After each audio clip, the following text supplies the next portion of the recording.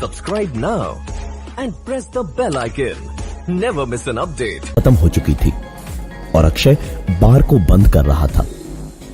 अक्षय गोवा के सबसे अच्छे बारटेंडर्स में से एक था। सारा सामान एक एक करके उठाकर रख ही रहा था जब किसी ने बार टेबल पर नॉक किया।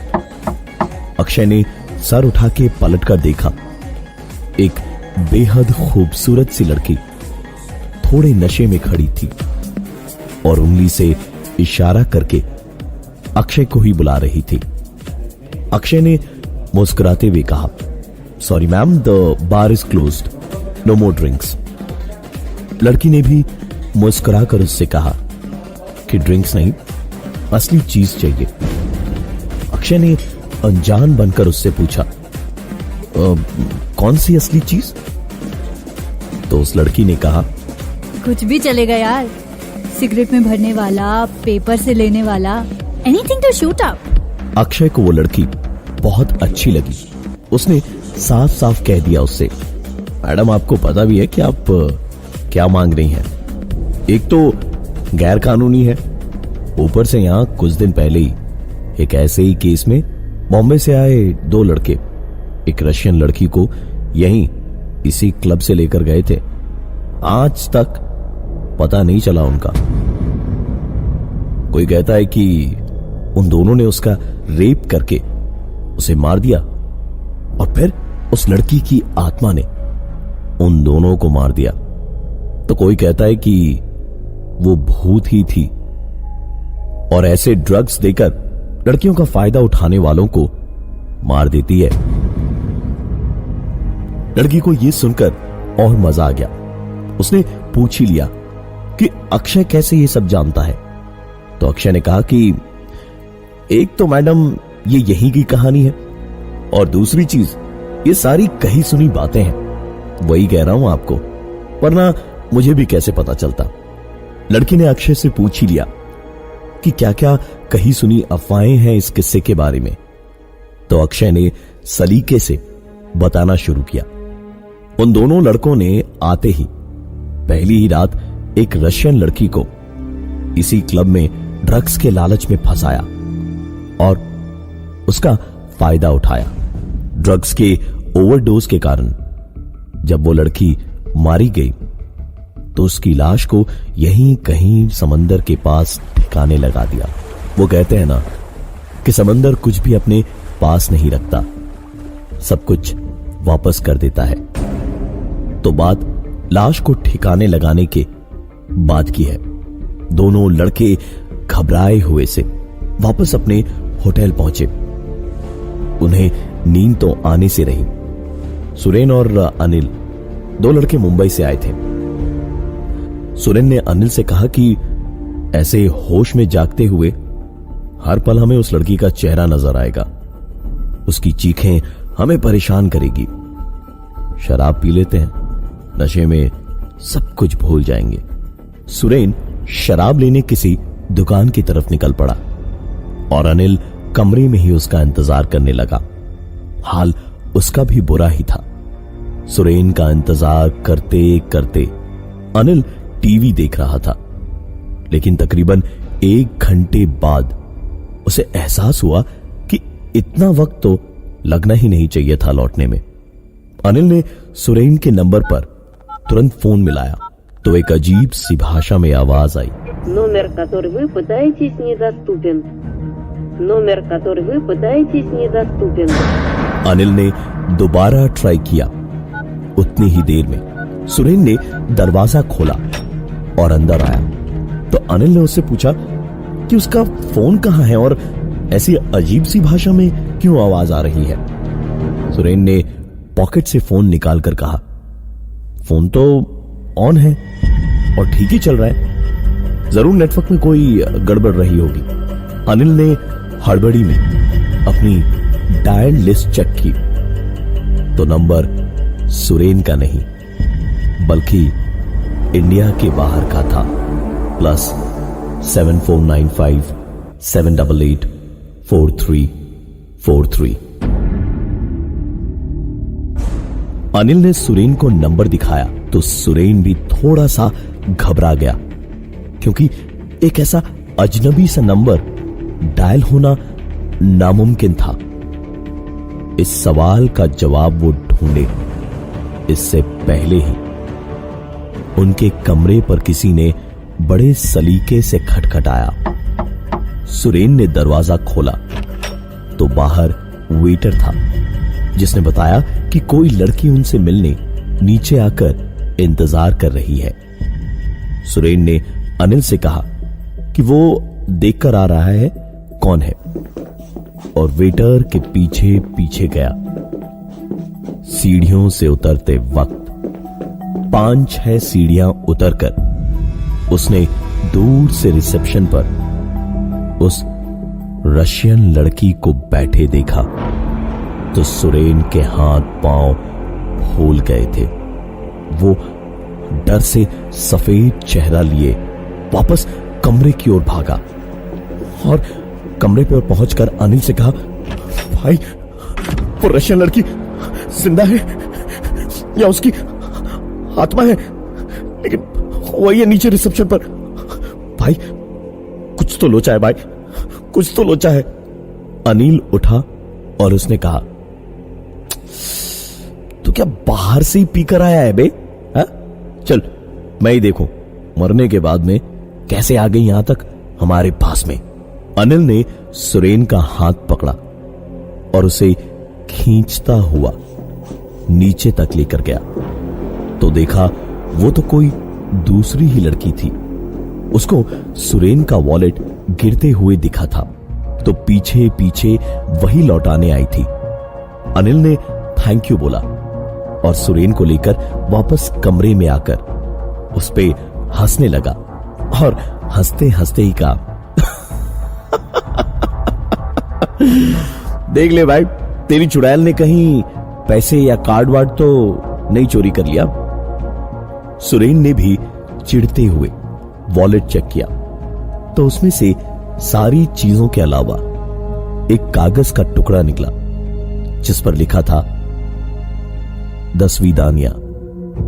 सुरेन ने कागज अनिल को दिखाया तो अनिल ने इंटरनेट पर इसका मतलब सर्च किया और तब पता चला कि रशियन भाषा में 10वीं दानिया मतलब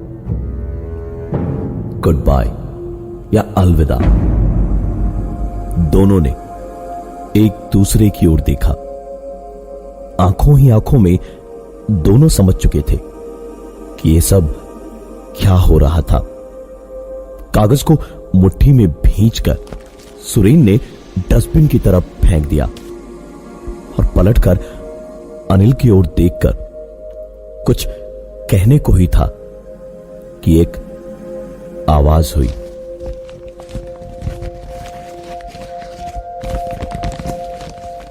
वो कागज का टुकड़ा डस्टबिन के पास वाली टेबल पर ऐसे पड़ा था जैसे किसी ने उस कुचले कागज को वापस खींच तान कर रख दिया हो और उस पे लिखा हुआ 10वीं दानिया साफ साफ दिख रहा था। अनिल और सुरेन वहां से दौड़ते हुए बाहर भागे और सीधे बीच तक पहुंचे। दोनों ही आती जाती लहरों के बीच में पागलों की तरह बस भागे जा रहे थे जब अचानक किसी चीज से टकराकर आगे आगे भागता सुरेन गिरा और फिर उसके पीछे ही आता हुआ अनिल भी गिर गया। पलटकर दोनों ने पीछे देखा तो उसी लड़की की लाश रेत में किसी पत्थर की तरह आधी निकली हुई थी जिससे टकराकर वो दोनों गिरे थे। सुरेन लाश देखते ही तुरंत वहां से भागा, लेकिन अनिल लाश के पास ही गिरा हुआ था और लाख कोशिशों के बावजूद उठ नहीं पा रहा था क्योंकि उसका पैर उस लाश ने पकड़ रखा था। अपनी खुली हुई लेकिन खाली आंखों और आधे सड़े खुले मुंह से वो लड़की अनिल की ओर देख रही थी और एक अजीब सी आवाज उसके गले से आ रही थी। अनिल पूरी कोशिश कर रहा था खुद को उसके चंगुल से छुड़ा लेने की, लेकिन वो तो जैसे कोई शिकंजा था जिसमें अनिल का पैर फंसा हुआ था और ऊपर से आती हुई लहरों में। और अब बारी थी सुरेन की। सुरेन बड़ी कोशिशों से बचकर पानी से बाहर निकल तो गया, लेकिन एक बड़ी सी लहर ने उसको उठाकर रेत पर पटक दिया और सुरेन बेहोश हो गया। बेहोशी से उसकी आंख खुली। सुबह सुबह समुद्री चिड़ियों की आवाजों और कुछ लोगों की बातों से। अरे अरे ये वाला जिंदा है। जिंदा है, जिंदा है। हाँ भैया उठाओ इसे। अरे डॉक्टर बुलाओ, जिंदा है ये। अरे कुछ करो। हेलो हाँ, ये जिंदा है। रह रहकर खुलती आंखों से सुरेन ने देखा कि कुछ लोग उसे उठाकर ले जा रहे हैं और दूर पुलिस वाले खड़े हैं और अनिल की लाश को छड़ियों से पलटकर किसी जानवर की लाश की तरह देख रहे थे। ज्यादा देर तक सुरेन अपनी आंखें खुली नहीं रख पाया और फिर बेहोश हो गया। जब आखिरकार उसकी आंख खुली तो खुद को उसने होटल के बेड पे ही पाया। कमजोरी से बहुत बुरा हाल था। टेबल पर रखी हुई दवा खाने को उठाई तो देखा कमरे में पानी खत्म हो चुका था। उसने उठकर रिसेप्शन पर फोन लगाकर पानी मंगवाने की सोची तो बैठ के रिसीवर उठाकर कानों से लगाया ही था कि पलंग के नीचे से एक पानी की बोतल लुढ़कती हुई उसके पैरों से टकराई। सुरेन की आंखें और चेहरा खौफ से सफेद दिखने लगा था। सुरेन के हाथ से टैबलेट नीचे गिर गई। वो सब कुछ भूलकर धीरे धीरे पलंग के नीचे देखने को झुका तो पलंग के नीचे उसने जो देखा उससे उसकी चीख निकलनी तो चाहिए थी, लेकिन हलक में अटक कर रह गई थी। पलंग के नीचे बिना आंखों और खुले मुंह वाली वही रशियन लड़की किसी जानवर की तरह कोहनियों और अपने घुटनों पर बैठे उसे ताके जा रही थी। सुरेन जानता था कि भागने से भी सिर्फ कुछ पल ही जिंदगी के बढ़ेंगे। फैसला दिल ने यही किया कि कुछ पल और जी लिया जाए। क्या पता शायद जान बच ही जाए। शायद ऊपर वाले ने भी उसकी सुन ली थी। बाहर बादल गरजे और जोर की बरसात शुरू हुई। उसी बरसात में सुरेन कमरे से निकल के सीधा होटल से बाहर भागा और कमरे से लेकर होटल के रिसेप्शन के पार तक उसे गौरतलब रूप से एक भी आदमी दिखाई नहीं दिया। सुरेन होटल से निकल के सामने की सड़क पार करके समंदर के साथ साथ भागने लगा कि शायद जान बच जाए, और रह रहकर पीछे देखता रहा तो पीछे या कहीं भी दाएं बाएं कुछ भी दिखाई नहीं दे रहा था, क्योंकि बरसात इतनी तेज थी कि कुछ भी देख पाना नामुमकिन था। समंदर की लहरें भी ऊंची ऊंची छलांगे मारती हुई उफान मारने लगी। सुरेन भागते भागते काफी आगे आ चुका था। एक पल को उस बरसात में हाफता हुआ सांस लेने को रुका तो उसे एक बांस पर छत से दिखी।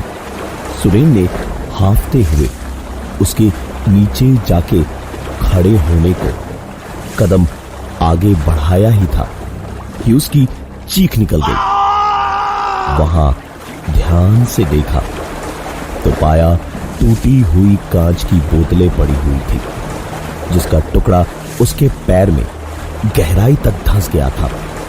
सुरेन ने दर्द से रुक रुक कर चिल्लाते हुए वो कांच का टुकड़ा पैर से निकाला और वहीं बैठकर पैर को फूंक मारता रहा और थकान और दर्द से आखिरकार निढाल होकर बैठ गया और अपनी आंखें बंद करके एक गहरी सांस ली कि तभी एक बड़ी सी लहर आई और एक बार फिर सुरेन की चीख निकल गई।